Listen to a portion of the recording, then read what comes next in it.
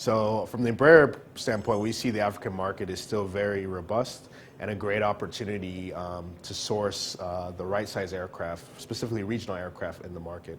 When you look at Africa and the fact that capacity is growing at above 6%, traffic's growing at almost 8%, that on top of the increasing of intra-Africa traffic, finding those new opportunities for new routes and connecting them from one point to another, regional aircraft seem to be the opportunity to make sure that that comes to play.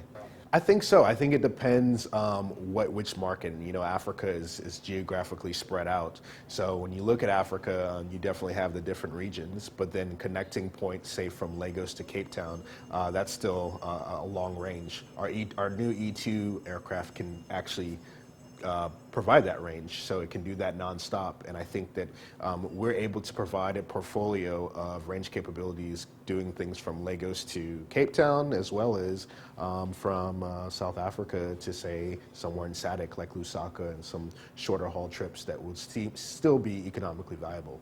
Seems to be that demand still is in an uptick, so there's a lot of demand for travelers here in the continent to travel, not only in intra-Africa, but also outside of the continent. So as a result of that, there's over 145 underserved markets in the regional play that still need to be allocated to some aircraft into some new routes.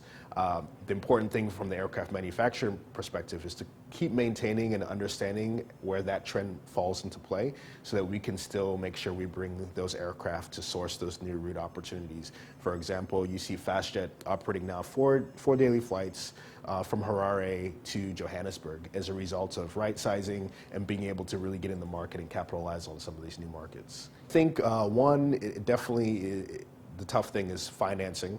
The good thing is in Embraer, we have a lot of great relationship with the banks, as well as we're obviously in partnership with AfroXM and African Development Bank and all the stakeholders to help find that financing, but it's still a challenge.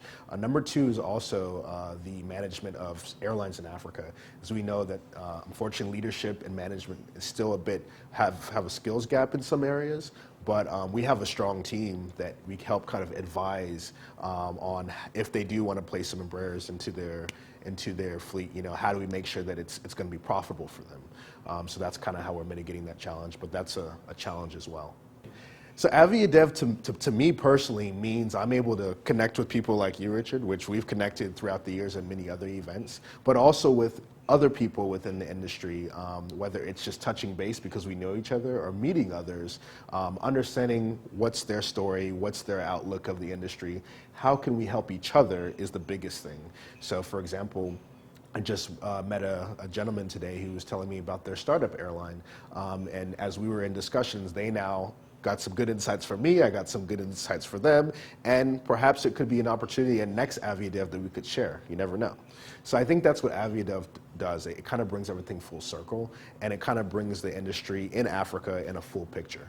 To make money.